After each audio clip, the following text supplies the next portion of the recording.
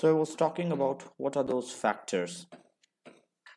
So the first thing that we need to take into consideration while building a server is an operating system, the CPU, the computation part, RAM, storage, graphics, and many things that can add value to your server.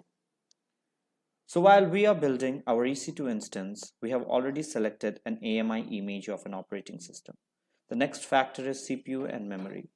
To select the CPU and memory totally depends on the requirement coming from the client. So AWS gives us a privilege of selecting the type of instance.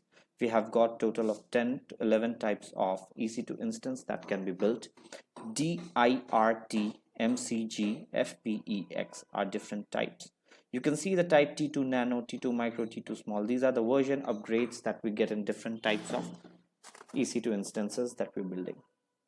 Per type of instance defines the number of CPU and memory that would be allocated.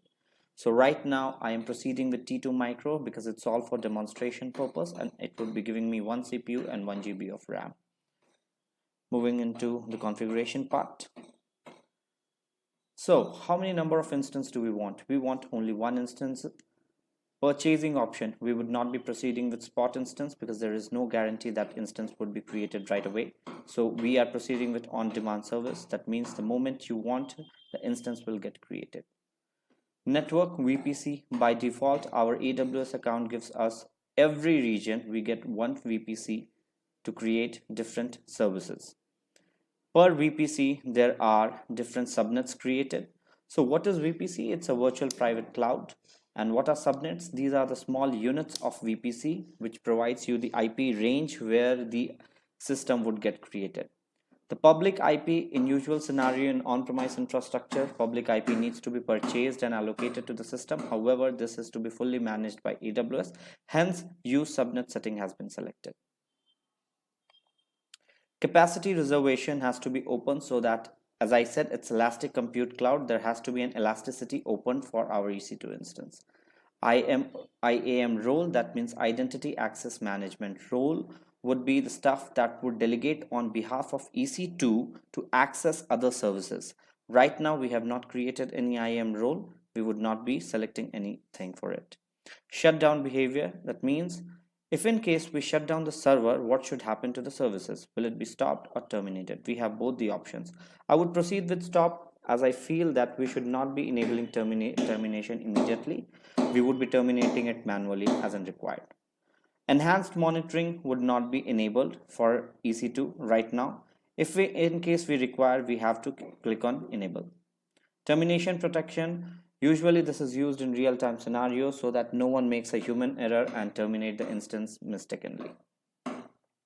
And tenancy means shared. That means, do you want a dedicated tenancy or a shared? We would proceed with shared, as dedicated would be quite expensive. Selecting storage. So we have already got CPU, OS, network configuration, RAM. Now the next one is root storage. We are getting an SSD type 8 GB of storage by default. SSD means solid state drive. We are by default, since it's Linux, it will start with 8 GB of storage. In our on-premise infrastructure, we usually have disk and tapes. Here we are getting an option of SSD, IOPS SSD, and magnetic tapes. Add tag, providing name to the EC2 instances. So we would proceed with EC2-linux. Security provision through security groups. That means what are the level of security or layers of security that we provide to EC2 instance. So this section shows us how to configure firewall for our EC2. SSH by default has been opened for our EC2-linux because it enables the remote connectivity. We are building a remote server. Obviously the port needs to be opened. Port number 22 using protocol TCP has been opened. I'm configuring it from custom to anywhere. Custom means you are defining an IP range. That means only that IP range servers or clients can connect to this machine. If I do anywhere, I'm basically pushing it into public cloud. As per the requirement